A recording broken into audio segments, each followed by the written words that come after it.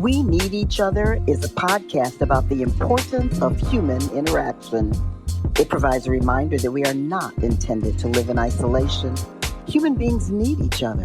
The things about another that piss you off and the things that take you over the moon are all opportunities to see through another's eyes, recognize their intrinsic value, and then look more deeply within ourselves to find the love that's always there.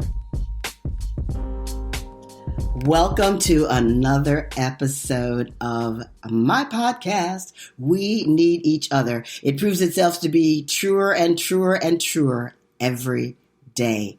We need each other. We do not live here in isolation. And so today I have a special guest who is Reverend Jason Davion Mitchell.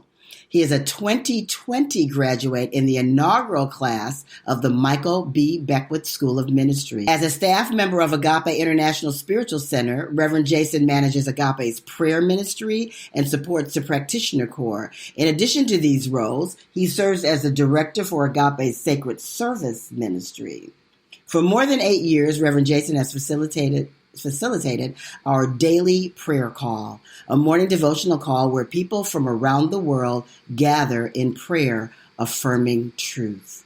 Whether he's serving in the community with our youth, facilitating workshops, providing spiritual counseling, advising business leaders, or simply being a student of truth, Reverend Jason is constantly leading through service. His utmost desire is that all of humanity awaken to the truth of our divinity and master walking this journey as love incarnate. Welcome, Reverend Jason. Oh, thank you so much, Francesca James. It's good to be here. It's good to be in the space. I love the title of your podcast, We Need Each Other, because it's a statement of truth. Yes, it is a statement of truth. I have, just from your bio, I have a couple of questions for those who do not know. Who is Michael B. Bernard Beckwith? Reverend Michael Bernard Beckwith is the founder and spiritual director of the Agape International Spiritual Center. He is a metaphysical teacher, a mystic, a friend, a counselor, and he has been the founder of that global community, which we call Agape International Spiritual Center, for almost 35 years now. I already knew the answer to that question because I'm a founding member of Agape, but we had to clarify that for people who go, well, who's Michael Beckwith, and what is Agape International Spiritual Center? So, and what is a practitioner? You said something about, the practitioner corps. What is the practitioner corps? So, as a part of Agape as a spiritual community, the practitioners are the ecclesiastical arm of the community. So what that looks like is in other spiritual communities and centers, they might have deacons, they might have the nurses, they might have different bodies that are charged with upholding the principles of the community.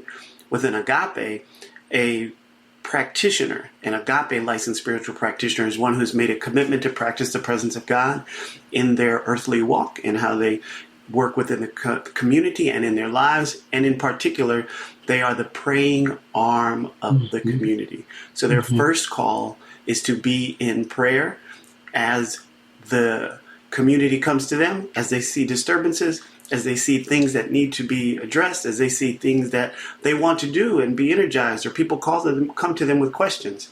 Practitioners' first call is to pray, and we serve in the community. So the Agape Practitioner Corps is also the largest service arm of the community. While I may be the director of the Sacred Service Ministry and we have hundreds of volunteers, the hours that the practitioners put in service to the community and service to classes and facilitating classes is incredibly substantial. Mm-hmm. Yes, I had him explain that because I am a practitioner since 1991. But again, the listening audience, thanks. The listening audience does not necessarily understand that terminology, and so it's important to put that out there. And the truth of prayer is just like where you automatically go.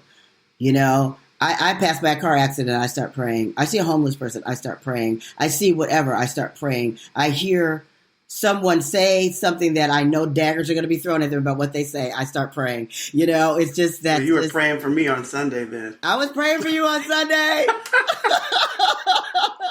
But you know what that is for me? anytime I see or I sense something that doesn't align with the truth, it's my call to do the work in my consciousness to bring that into truth. Yes. If people understood that, Jason, say that again. Make it plain so they get what you just said. So all the times where I see something wrong, something bad, that I'm worried about something happening to someone that would be outside of their destiny. And in my position as a viewer, my destiny for them would be good.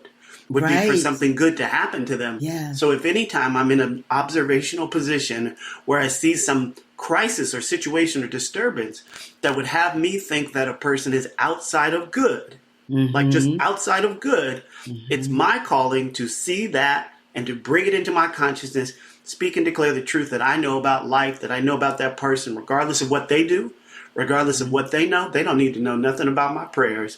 Right. It's done within my consciousness. It's done within our consciousness. That's what they teach us as practitioners. The shift is done within our consciousness when we're praying for people. And that's what's available to other people about their own lives. The shift is within your consciousness. What are you focused on? What are you vibrating with? What are you believing in? Shift it. Bring it into, I love it. Bring it, surround it in truth. Because the truth is God is at the helm and guiding and directing everything all the time. And what we may not understand. Go ahead. Everybody else is trying to get on the little dinghies and the lifeboats and think that they can go in any other direction. Right. They should just stay on the ship. Right. Just stay on the ship. Just stay right here on the ship. It's safe here. So let's go back. Who is Jason Davion Mitchell before the whole Reverend Jason situation here? And you were associated with Agape. Where'd you grow up? What's your childhood like? Who are you? I'm born and raised in Los Angeles. Born in Los Angeles over at Cedars. And then from age 6, I moved with my family to Pasadena, California. I am, as I said on Sunday, the son of a rock star. My mother is Darlene Love. So she's a member of the Rock and Roll Hall of Fame, is most well known for being a part of the documentary 20 Feet from Stardom. But as I told somebody else who asked me about her, I was like, I just call her mom. Yeah. And my father was the former chief of police for the Los Angeles Unified School District. So at the time, it was the largest school police department in the country. So on the one hand, I was raised by an entertainer. On the other hand, I was raised by a law enforcement executive. And when they divorced, I was actually one of those rare, you don't hear about it as much, children who was raised by their father. So my father got full custody, and he raised me and took care of me even till he took his last breath in 2014. My father was still parenting me and guiding me, and it's been beautiful. I'm a graduate of Florida A&M University, a very proud alum of a historically black college there in Tallahassee, Florida, the highest of 7 hills. So I am a product of the HBCU system. And I've been a part of, in some aspects, service for my whole life. When I was a student at John Muir, I was a part of a small organization, a small group of young people called the Pasadena Youth Foundation, where they just started looking and realizing that they knew youth needed to be involved in the community from the government city perspective. So there was a small group of us that advised mayoral councils and different schools about different projects that could happen on campus. Campuses within Pasadena Unified School District. And then when I went to college, I became a member of a service organization, also known as Kappa Alpha Psi Fraternity Incorporated. You're a Kappa. And as a part of I am. I married one of you.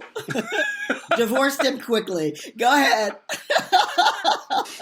I'm an AK. Lots of journeys. There's lots of journeys out there. Yes, there are. So many. Somebody's probably marrying a Kappa and divorcing a Kappa on this Saturday. Right now. Exactly. And so as a part of that organization, I was the historian. So I was very much a part of organizing outreach projects for our organization, as well as keeping us engaged with making an impact in the city.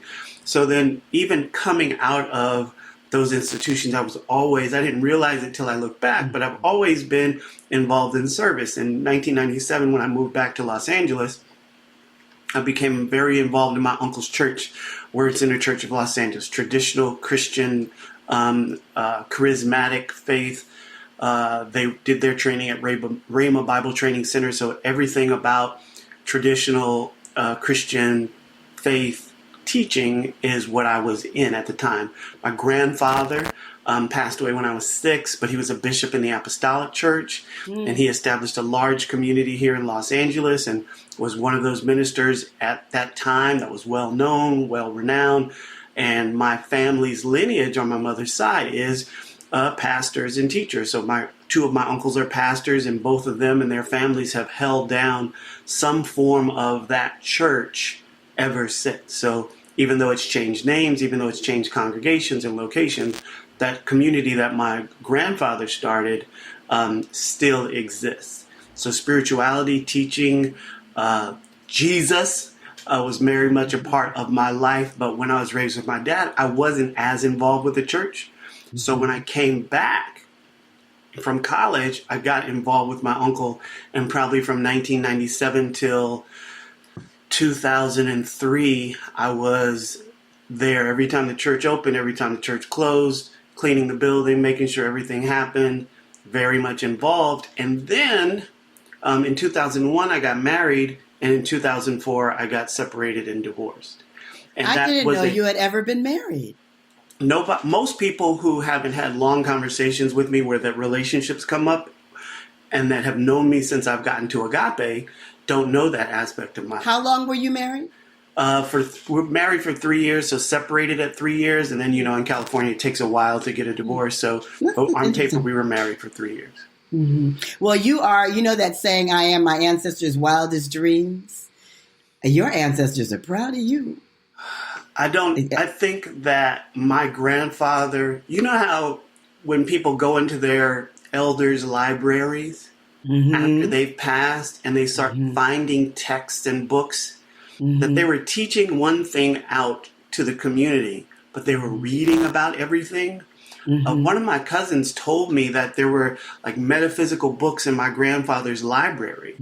And when we look at the lineage of a lot of our African American traditions, there's metaphysics all throughout, but a lot of it is put into the prison. It's locked up in the religion and the ideology that they were given from the Europeans.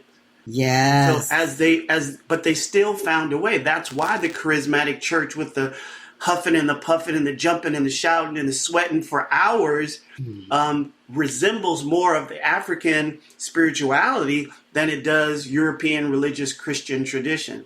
And so that was my grandfather's church. They played the drums into the ground. They jumped up and down. They sweat. It was a Holy Ghost. You plead, you kneel on the ground and you chant. Basically, you chant. Until you get a higher consciousness, which in their teaching was the Holy Spirit came through, where you spoke in tongues. But that's chanting. That's a devotional exercise that the Eastern religions articulate in a different way. So that's, when I look at it from that light, I definitely see my grandfather and the elders of my family who I never knew behind me, kind of just keep going, just keep going. You'll get there. You'll get there. And it's magnificent. Yes. That's beautiful. Explain higher consciousness. What does that mean? So, it's funny. I had a session with a client just the other day, and we were talking about the idea of what we choose, and the aspects of the human being that are functioning without choice, right? So consciousness is the idea and the part of us that's active, that's actively choosing, that's actively doing, that's actively engaged. Higher consciousness, and then just the levels of consciousness, higher consciousness, unconscious or subconscious, and superconscious, are these aspects of us that continue to function whether we realize it or not. So our subconscious is constantly actually recording every experience, every encounter, everything it sees, everything it knows. It's how we can, from our conscious mind, not remember something for one moment, but then 7 hours later, 7 days later, that thing just rises up in our awareness because we become conscious of it. But it was always there. Nobody said anything. There, right. The lyrics to a song that we haven't sang in 20 years, but is in our subconscious. But when we start talking about like, what was that song? As soon as it comes on, now we know all the words. Because it's in our subconsciousness. So when people talk about the things that drive them, but they don't understand, it's because there's a subconscious programming. There's basically the grooves on a record is your subconsciousness. And when you put the needle on it, then that's consciousness, right? The grooves were always there. Oh, I love that's a great analogy. Right? So like all the things that we're doing, us having this conversation is a conscious endeavor. Somewhere in our subconscious are all the other conversations we've ever had with any other human being, anything we've ever watched on TV, any song that we've ever listened to, any recipe we've ever read. And that's in our subconscious. And what we don't realize is how often we are functioning from conscious, subconscious, or superconscious. Yes. What's superconscious? Is that creative aspect of us where we're downloading, where we're tapping into a higher thing that's beyond our initiated thought because we've set aside our conscious mind to be available to download. I think the majority of people don't understand this. They've never been taught such a thing, and they don't understand it. Therefore, they live life unconsciously. They live life unconsciously without the realization that things can shift, that they can have different experiences. And you talked about higher consciousness, higher power, and systemic racism. How do those two work together? You know, the systems that we look at in our world that run things, we have to recognize that they're man-made structures. Not a single thing that functions in our society was not done with intent, right? So one of the conversations that I've had with people many times is when you look at the Constitution of the United States, they were very clear about who they decided was created equal. The saying, it's all men are created equal. Not all human beings. No. So certainly you were left out because you're not a man. So anyone who they do not define as a man. And then they let it continue to go. And so when you start looking at systemic racism, there have been centuries of laws that were created to disenfranchise and marginalize. So we can't even argue it. It's not somebody's imagination. It's not something that someone can pretend didn't exist. So when you look at you could get certain jobs, you couldn't get certain jobs. You could buy a house in a certain neighborhood, you couldn't buy a house in a certain neighborhood. And just because the laws have changed doesn't mean that the entire population of people that supported those laws, believed in those laws, believe something different now. So the way that it has enacted itself in other ways, and it continues to be systemic, even though it is not codified in the laws, is that the people sit in positions of power and decision making, right? So they're the ones who decide who gets a contract, who doesn't get a contract. They decide who joins the union, who doesn't join the union. They decide who gets a second interview and who doesn't get a second interview. They decide who gets a first interview by the names on the applications. So there are all of these structures, and many people, unfortunately, don't see their own consciousness, right? So people who have studied consciousness, their own mind, is a small, a sliver of the human population. Very few people are interested in self-awareness because that means you got to deal with your own stuff. You got to deal with your own choices. You got to deal with the aspects of you that are ugly, but they're not you. That's the trick, right? Like the horrible part of me that treated a person unwell, that disrespected somebody, that did violence to someone who was innocent is not really me. But I have to take responsibility for it. Like, I know I'm all over the place, but no, just this is good. To close out the question around systemic racism, so you see all of these systems and structures, right? And some of the ones I described were related to economics. Some of the ones are related to social hierarchies, who could and could not get married, what it took to vote, like, just the right to vote. So all of these structures are based and decided primarily by white men, right? But at the same time, it was never all white men, because there were plenty of white men that were abolitionists. Black people don't get free in America without white men. It's this dichotomy, this thing it seems very polarizing, but we're unable to completely dismiss them, just like they're unable to completely dismiss us. And so we can't become like them wholly, because there's always been somebody that looked like them helping us out. Now, when you look at the history of these things and you look at the changes and then you look at spirituality, God has always been. And the one thing that's happened from generation to generation in humanity is we've evolved. There's less violence and less war in the world today than at any time in human history. It's hard to tell because we have more information about every single act. Right. If you had all the information about all the acts of war and violence that were happening in 1887, you wouldn't be able to talk about anything else. When I was important fact to understand. That's important to understand. Yeah. Go ahead. My brother introduced me to a book a long time ago that was a really tough read, and it was it was basically the newspaper articles for a certain period of time, and it was 100 years of lynching, and all it was report after report after report, the actual news stories for 100 years of the lynchings of black people in America. And you hear these stories and you hear the violence, and it still doesn't compare to what the violence that we see today, because you see those old school pictures of people who have lynched a body and they're posing for a picture with their thumbs up and their smiles and their glee. And their children. Oh, absolutely. Before we really understood child psychology, people didn't treat children that different. There wasn't a question of whether or not the children should be sitting next to, if a child lived on a farm, whether they should sit next to their father, who was the farmer, as he cut the chicken's neck. That wasn't a pet. We understood those dynamics in those spaces back then. But we recognize that we want children to be treated a little differently, and so they have different experiences. So all of that, and then so how does that relate to God? Well, God is that higher aspect of all of us that's seeking to be better, to be good, and recognizes inequality, that recognizes that there's something wrong with treating another human being like an animal.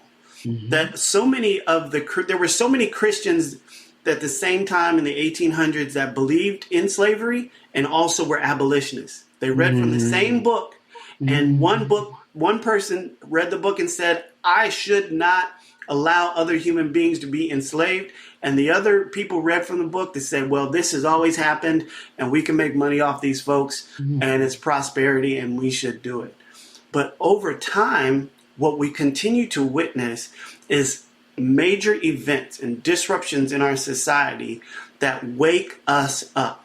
We live in I was reading the reading for our spiritual community that's going to be read tomorrow, and it's from Greg Braden's book. I can't remember the title right now.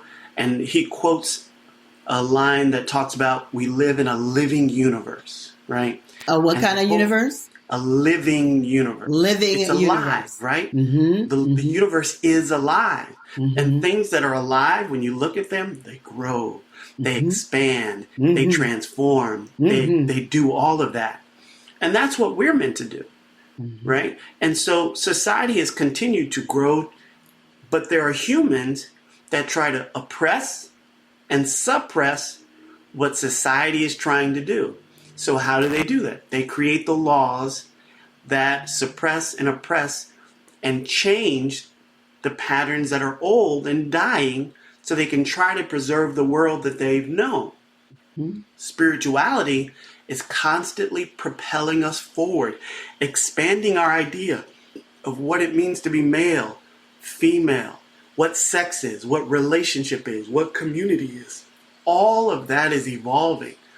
And spirituality cannot align with something that is not true, right? So I'll always get back to truth with a capital T. And that truth with a capital T is looking at as a pronoun as something that is in existence, right? Not an opinion, not a preference, not a like or a dislike. And the truth that we see in our world is that the inequality, oppression, suppression, the denial of the humanity of other human beings is out of integrity with life, with aliveness. And because it's out of integrity with aliveness, there are going to be people that try to tear it apart, requalify it, recycle it, change it into something that actually works for everyone.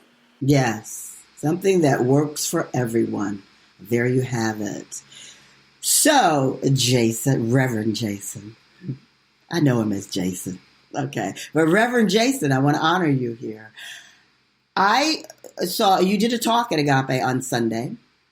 It was called Liars, Tyrants, and Prayers. What am I? Sound familiar, y'all? Lions and tigers and bears. Oh, my. But liars, tyrants, and prayers. What am I? Where did that title come from? So all of my titles come from Spirit. That's right. Because half the time when I get it, I'm like, okay, wait, what? Now what are you going to talk about? Because I don't know what this means yet. I know what you're talking. I know exactly what you mean when you say that. And one of my teachers in ministerial school, Reverend Joanne would say this, Reverend Joanne Coleman, Reverend Michael Bernard Beckwith will say this. And they always talk about the speaker, the teacher gets the first fruit. So we're the one that we receive the message, we get to chew on it, we get to nurture it, and then it's our calling to serve it, right? So I was just getting worked on for the week. Once I knew I was talking, I would turn within and be like, okay, it's time to activate because there's something that's seeking to be made known through me. And I certainly wasn't looking to have that conversation. That wasn't even forefront of my mind. There wasn't anything that would have told me when Reverend Michael called me that I would be speaking soon. There was nothing that would have told me that I need to be preparing this talk. Right. So that talk was fresh, asked for that day and that time. And so going into as a matter of fact, one of the last nuggets that was spoken came to me as I got in the bed Saturday night. So like 5 minutes after I got in the bed, I had to jump out, run to the other room and grab my journal, which should have been sitting next to me anyway, and write it down so that I could get all of that in me. My neighborhood, I'm right by the fire station. Something happening out there. So I had to go get my journal and spend some time with it and write that down. And then the next morning in my prayer and meditation in the morning, all of it flushed itself out. So, I know that experience. It was a great day. It was incredible. I know that experience. And so to the audience, when Reverend Jason or when I talk about downloading, that's what he's talking about. You open up and then it just, whoosh, it just comes in. You know, it's funny because I'm sure I'd imagine the ancients as they looked to nature and they saw God and so that they understood more of it. So much of what's happened with technology, I feel like has given us language like download, right? Like superhighway. Yes. To describe something that's bigger than we could process, right? Absolutely. So so the computer technology folks created processors and processing speed and all that kind of stuff. Now we're downloading because we have good language. We have a new word that more represents what it's like to catch a message from Spirit. But now we kind of recognize that terminology a little better. That's true. So what were you talking about when you were talking about liars and tyrants and prayers? So the short version of it is this, that we've all been lied to. But when we talk about liars, I don't want us to hold an idea that a person knew what they were doing, even if they did it on purpose. You know, Jesus, one of the last saying of Jesus is, Father, forgive them for they know not what they do. It's not that they didn't do it on purpose. They still don't know what they're doing, right? So a liar, the realization that came to me is one that holds a limited idea about reality. And in holding that limited idea about reality, they lie. So some of their lies are that there's not enough to go around. Mm-hmm. Some of their lies is that you have to do all these favors in order to get your blessing. Mm-hmm. Some of the lies that they tell is that the systems will always be corrupt because the only way to get ahead is to cheat. If you're not cheating, you're not trying. There are all of these little ideas that our world promotes.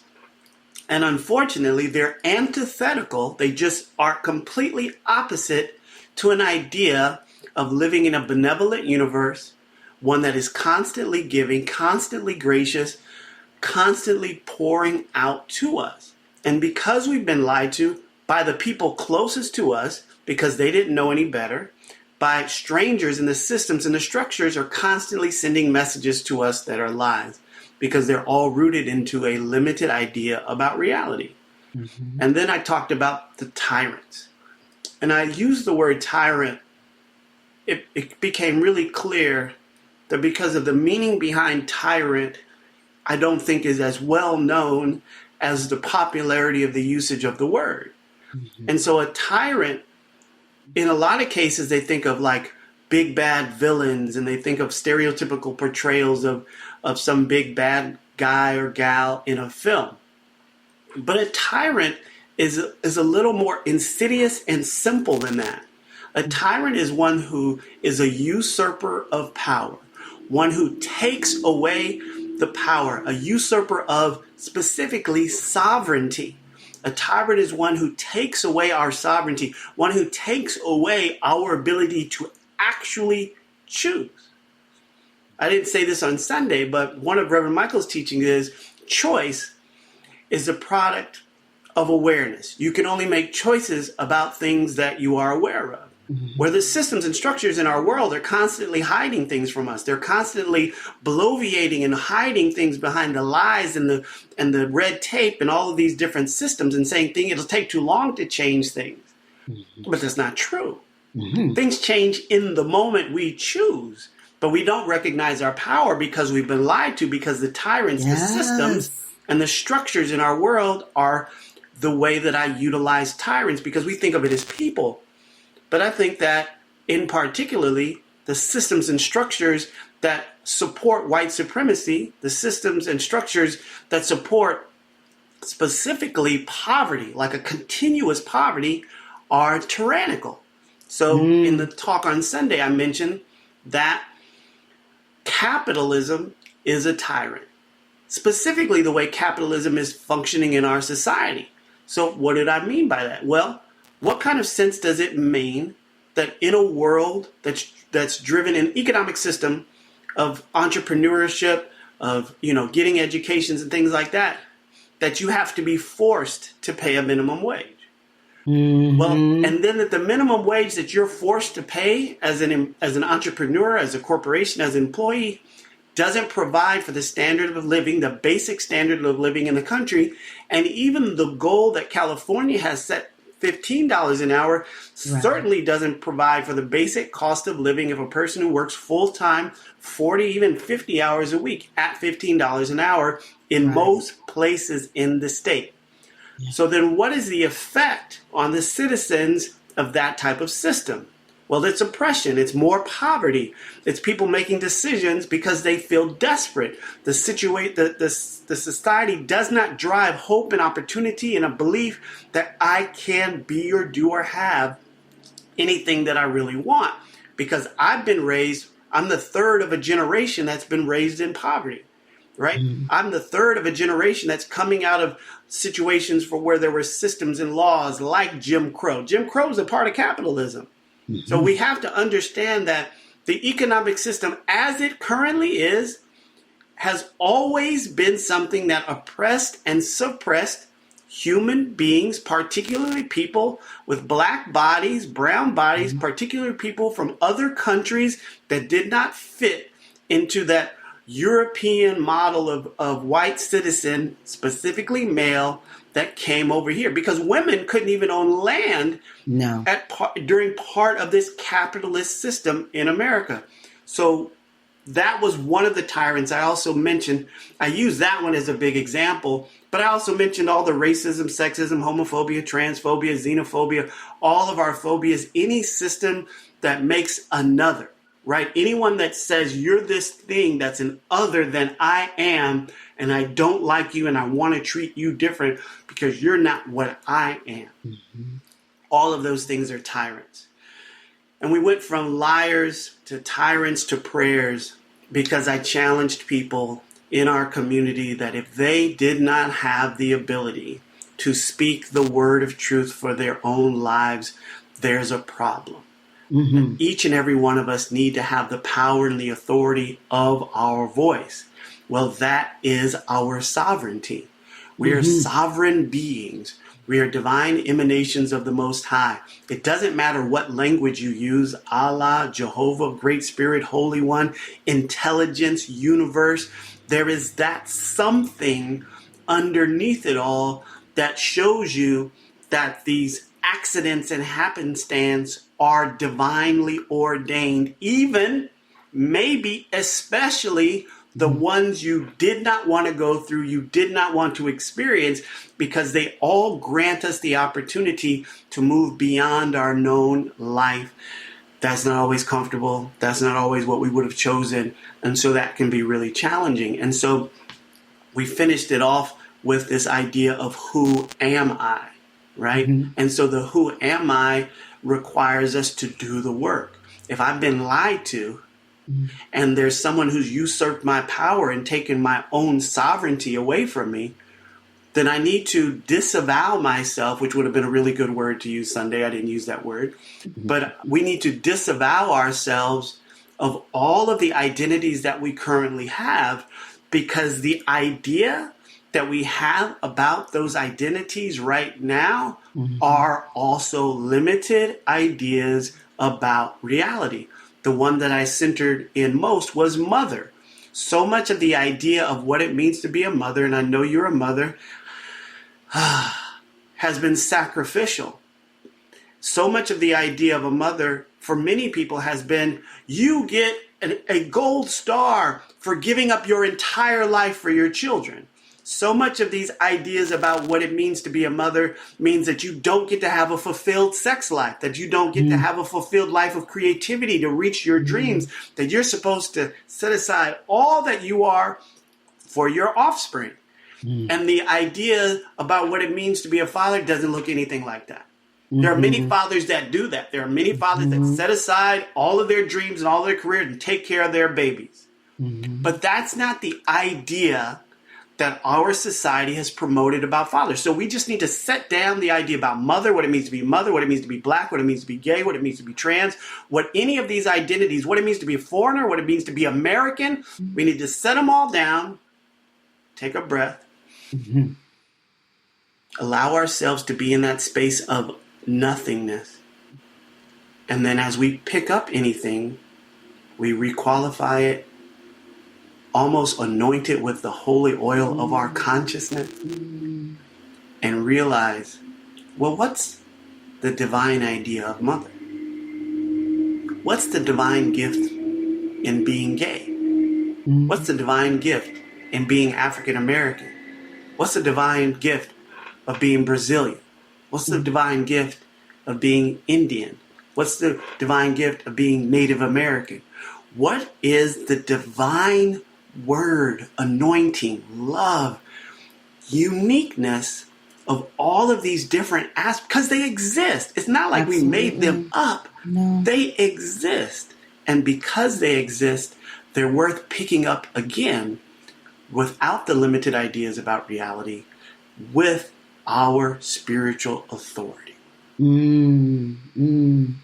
That's just beautiful. You know, I've been teaching a class to white people to help them to understand the subconscious part of themselves that's been put in that they think is not there, that comes out and people of color see, feel, hear it. And the people who take the class really get it, and they're wonderful. I've taught a class to black people called Crowned about just what you're talking about. Who are you? Let's go inside and know your divinity. Know the truth of who you are. When you connect with that and disconnect with the history, Disconnect with what's been told to you about yourself, which you know from here you've always known is not true.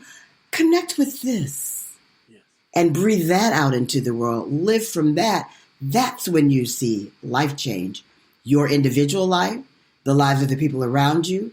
It buoys everybody up. You see this shift, this thing that happens, but it starts, as you said in the beginning, it starts with you. It starts with the individual. It's an individual case-by-case situation that it's important for us to, if we want to be better, not do better, be better, then we take that on for ourselves and realize what is truth with a capital T as I understand it. And, I did see in the chat, most people were really in alignment with what you were saying. There were some people, and I call it white fragility, that weren't getting it and didn't want to hear it. And, and what do you say about that? I love that because I sensed the next thing that was seeking to be said through me was most white folks don't know us. So when you look at just the very basics, when you look at the distribution of social structures, when you look at the distribution of population, and you look at where black people just don't live, there are white people who do not cross our paths on a regular basis, but they have a belief about us. They believe we're this, they believe us that. They've never listened to our music, whether it's hip hop or R&B or jazz. They've never really witnessed, observed actually us. So remember we were talking about subconscious, and everything that you've ever seen, you've ever watched is in you. So they've seen us on TV. They've seen us in the news where we're horribly misrepresented. They've seen black people and brown people on a regular basis through all of these stereotypical lenses in their movies and their TV shows. And that's how they treat us. A vast majority, not most, but a vast, large swathe of them sees us based upon the things that they've learned through the TV and the media and all of their consumption.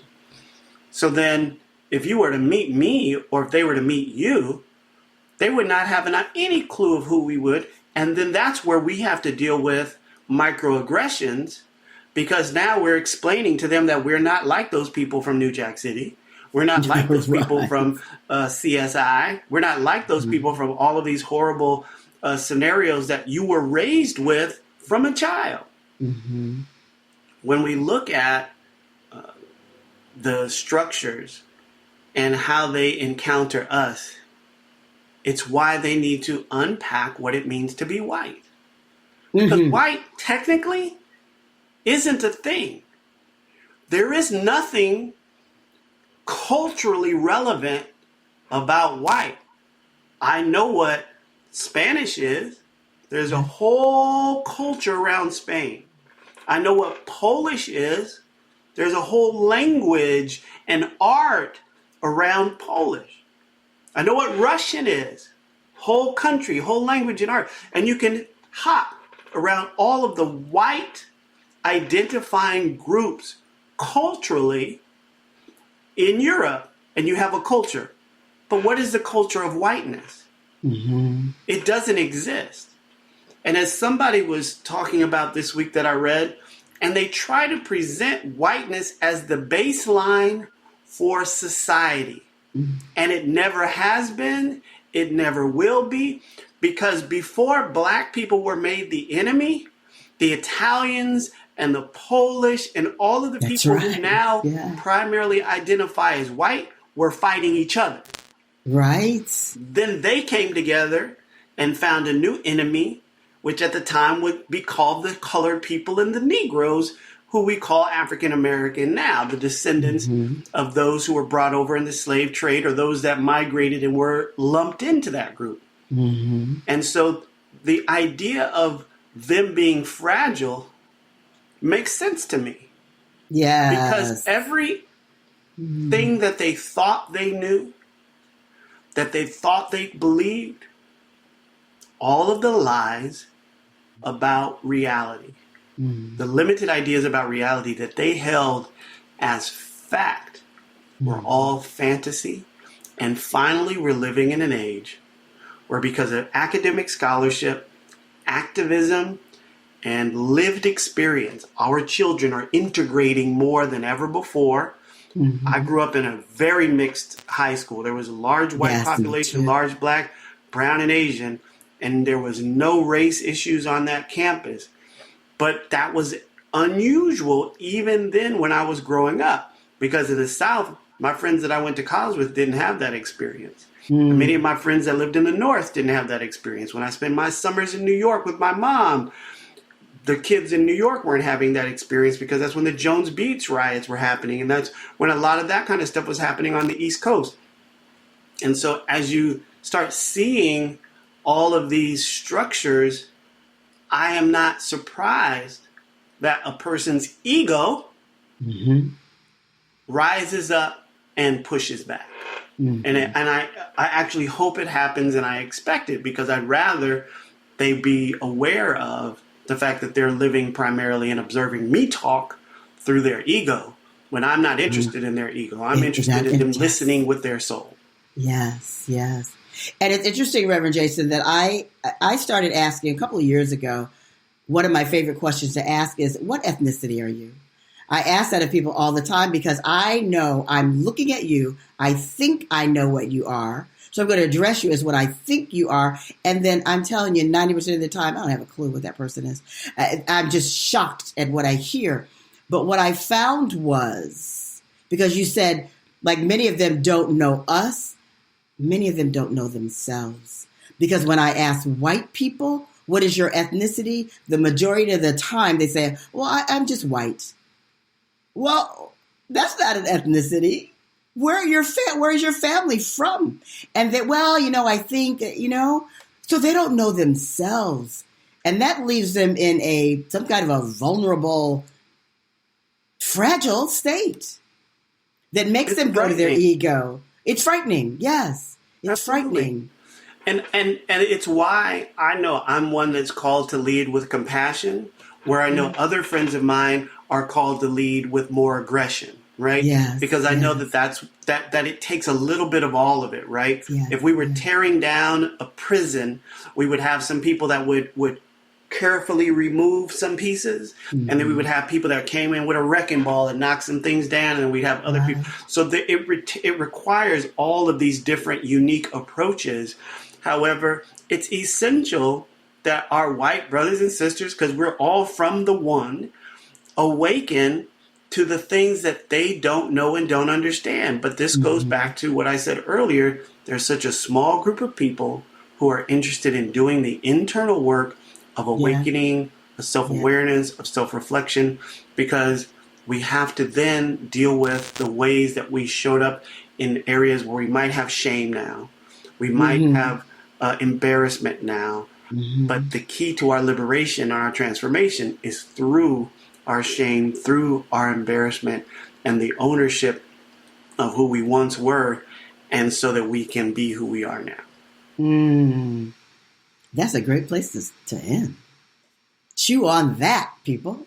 This is an episode I've been longing to have this kind of a conversation. And this is an episode that I believe people should listen to over and over and over again. Because there's a lot of food here, a lot of nourishment that's been spoken here from you, Reverend Jason. And I really appreciate your consciousness. I really appreciate your compassion. And I really appreciate who you have come to be and your honoring of being exactly who you have come to be. People are so much in resistance of why they're here. They get afraid. They don't want to take that step, but you are stepping, and I watch you, and it's a beautiful thing to observe.